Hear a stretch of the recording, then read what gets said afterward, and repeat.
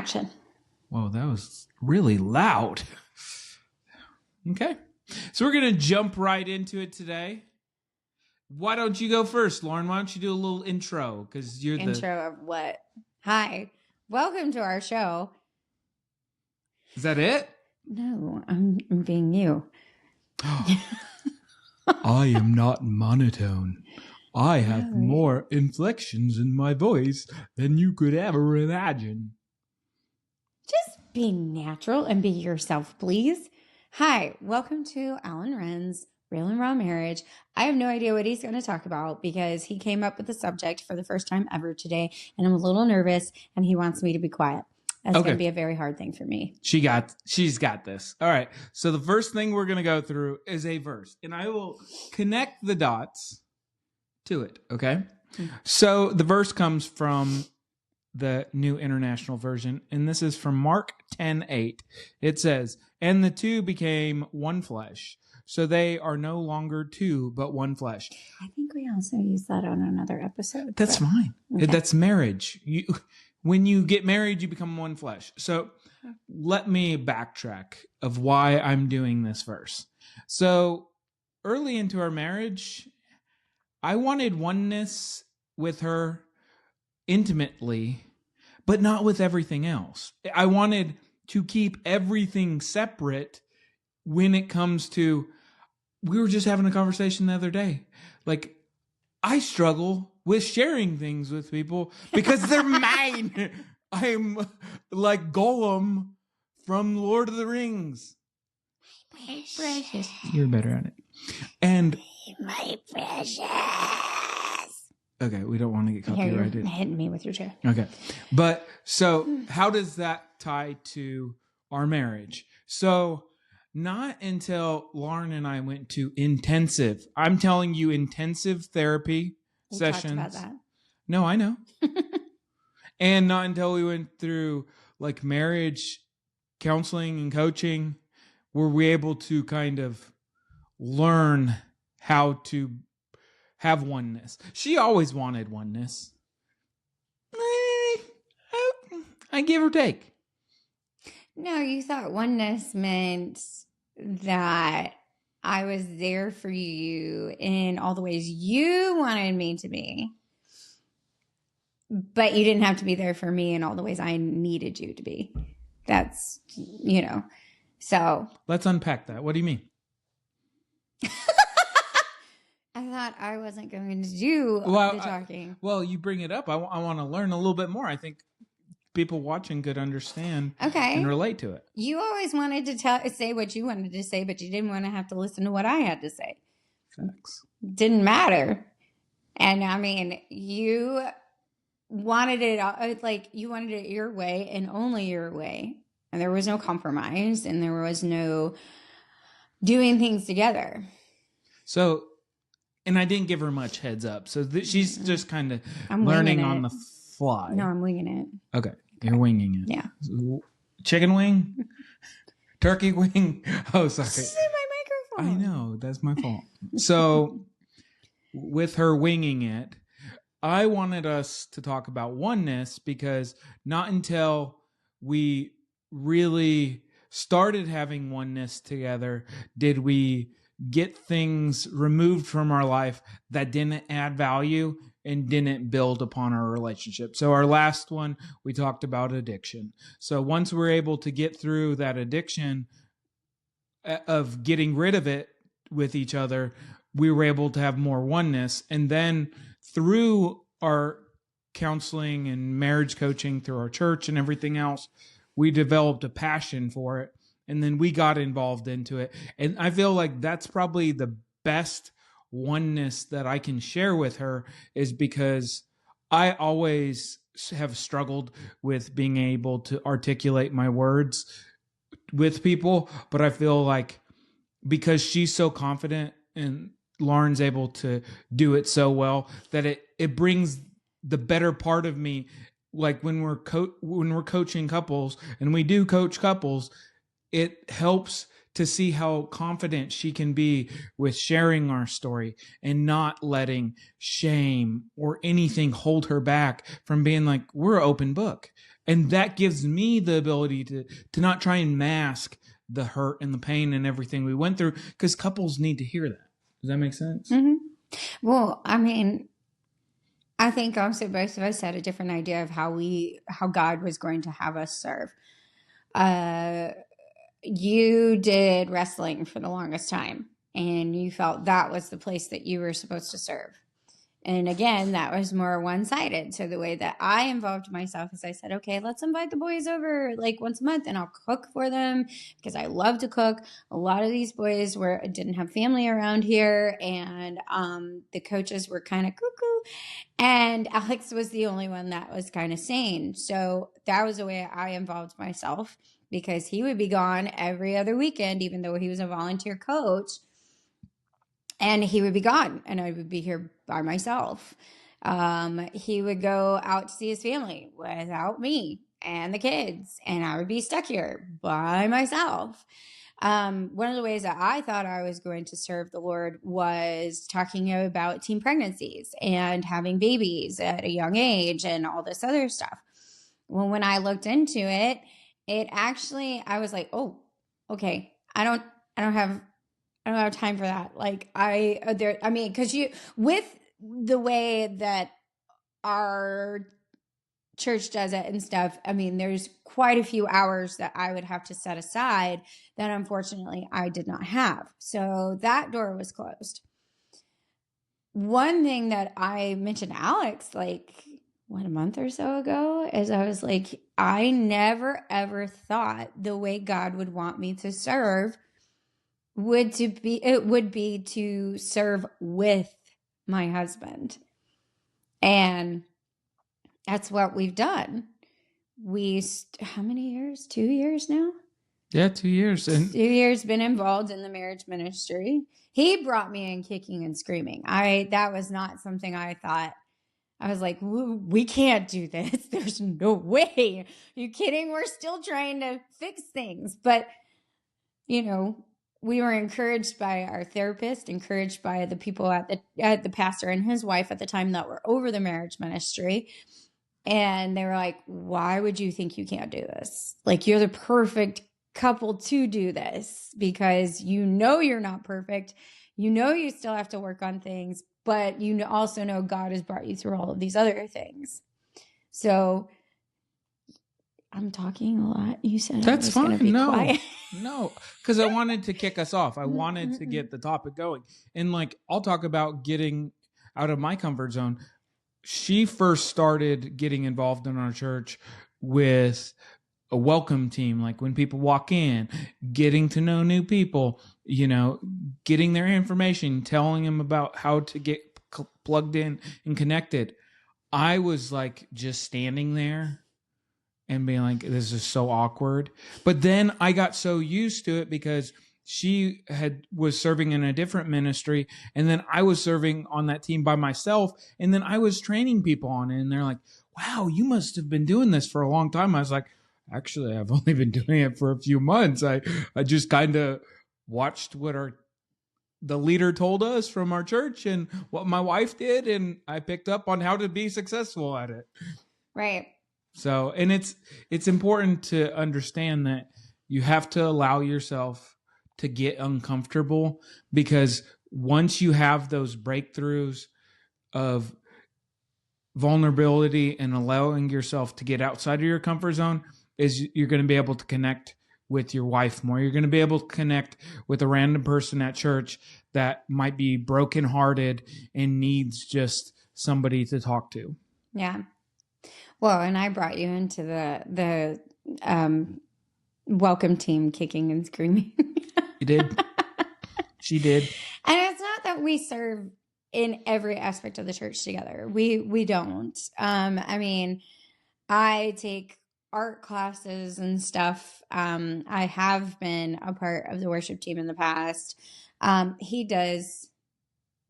Can I say it? Yeah, it's fine. Okay. He does security at our church, which that is where he's really found another calling for himself, because He's tried being on the finance team at a different church and it just frustrated him.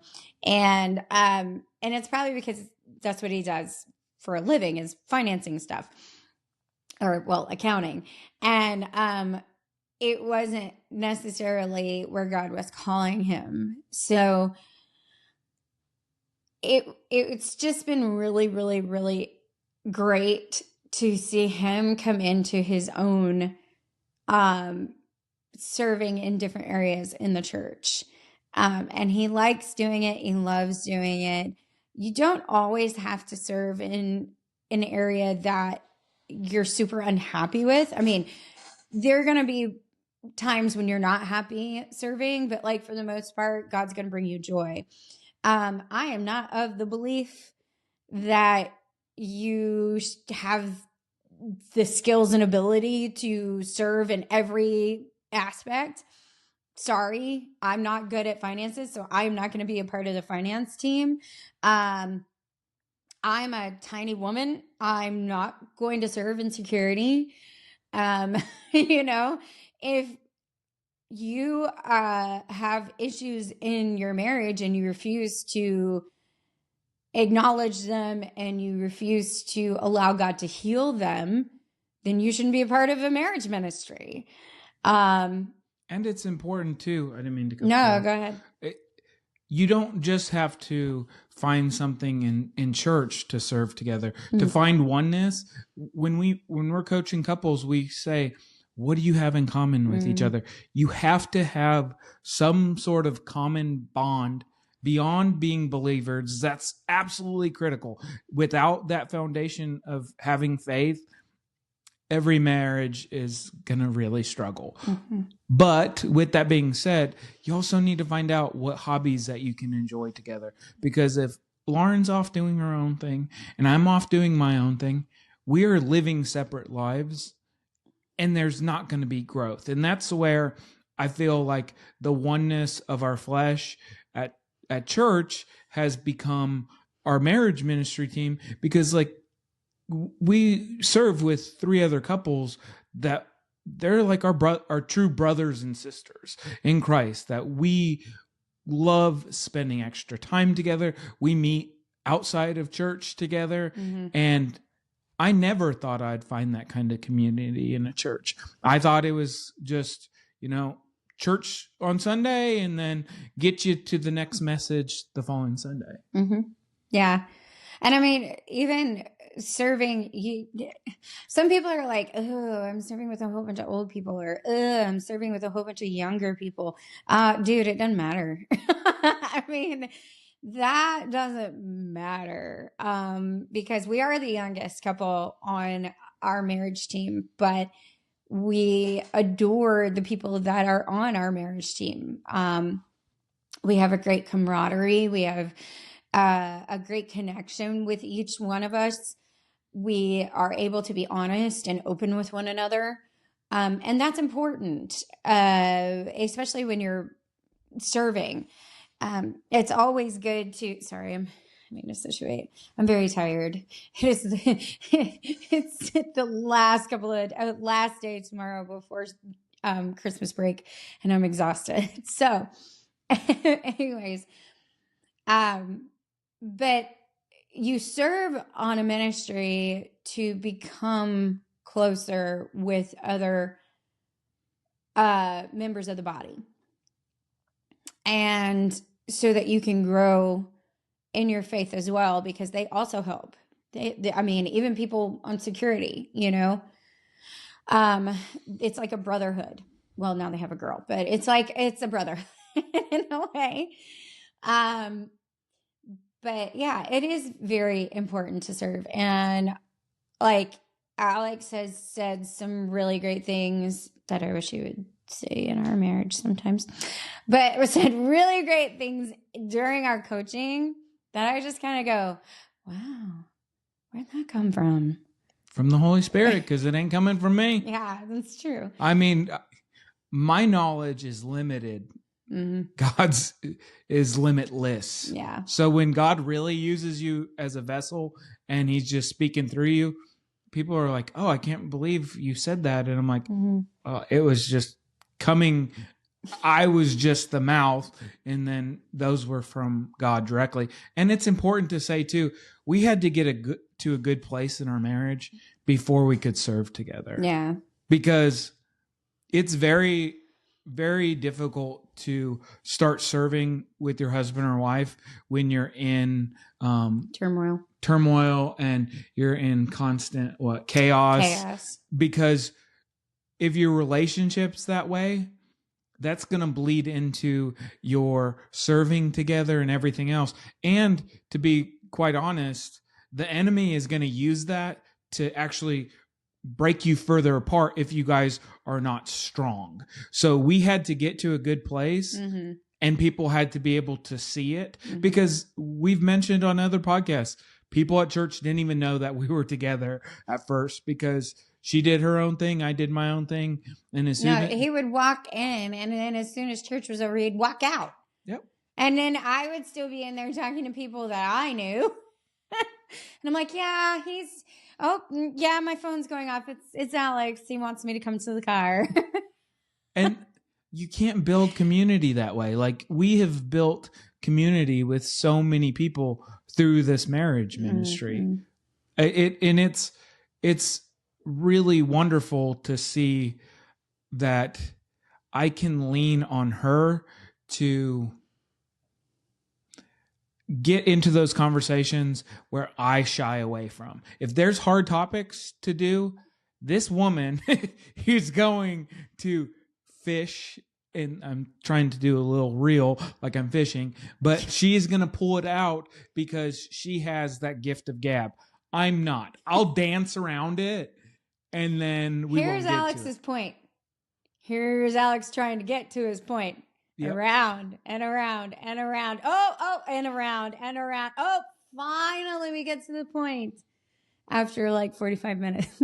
So see, like, us just doing this together helps us with that oneness, because she kind of knows that I'm like a lost horse that kind of needs to be brought back into the stable. Oh yeah, or he gets stuck on a word, and because he processes things like a lot slower than I do, that word was probably said 10 minutes ago, and all of a sudden he starts talking about it, and I go, wait a minute, whoa. Where are you? Where'd your brain go? Oh, well, I'm back over here. Okay, well, you need to bring us back over there. That type of thing. So it also helps our communication. And we also have had to, like, realize when the enemy is attacking us, because especially when we're coaching a couple and things are going very well and things are going well between us, we do get into a lot more arguments. We do get irritated with each other. And, serving together is hard. It is not easy, because there are times when I ask a question and then he comes in and totally overrules my question.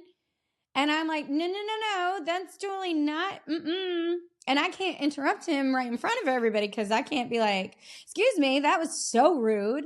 I just said this question. Your question can wait.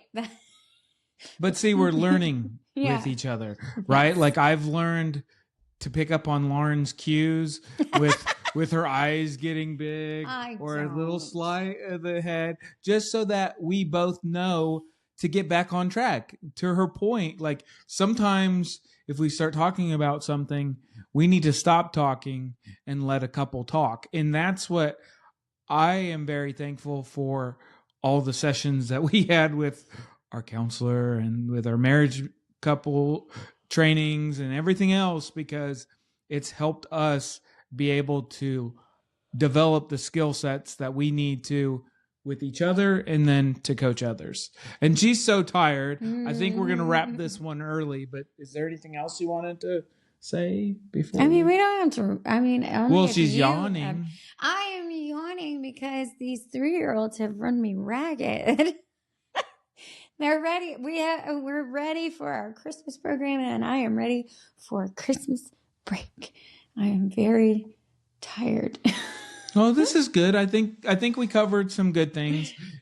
My main emphasis was I just felt like God had put it on my heart. She sometimes doesn't like when I say that. I hate when he says that. The reason, wait, let me explain. Oh no. Before we go This is on. going to go much longer than I not. thought it would. Let me explain why I hate that, okay?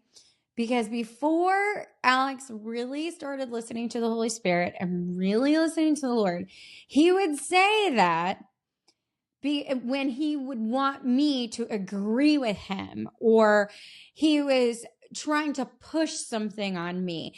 And I would just look at him like, God sure as heck didn't tell me that. So I know he sure as heck didn't tell you that.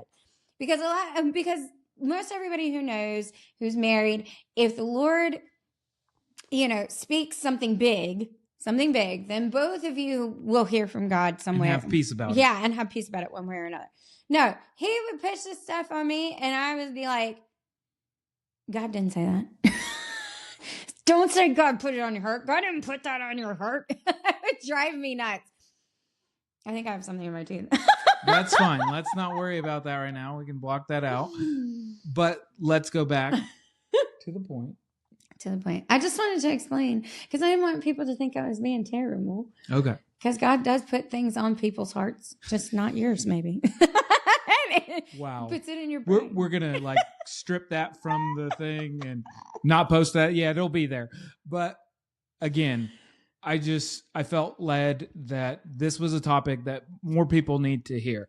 If you're struggling in your marriage, try to connect with one another. It might not be right away. It might be after you work through things. Go to counseling and grow a deeper connection with each other so that you can serve with each other. You're doing it. You're dancing around your point.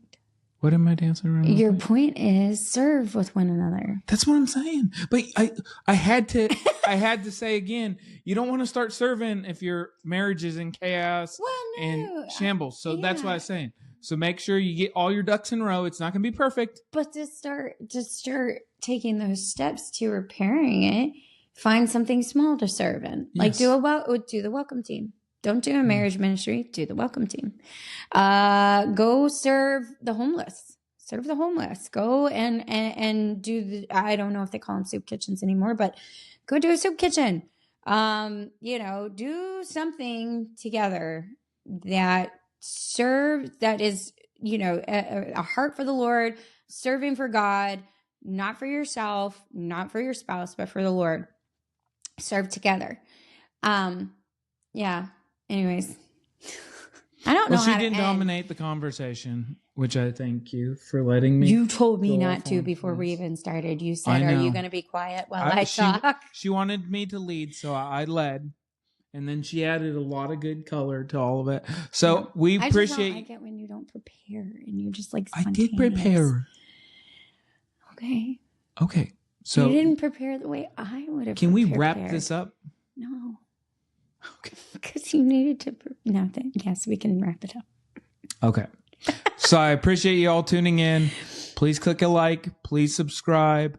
We are now again on YouTube and Apple Podcasts. So whether you want to watch the video version or the audio only, they're both going to be out there.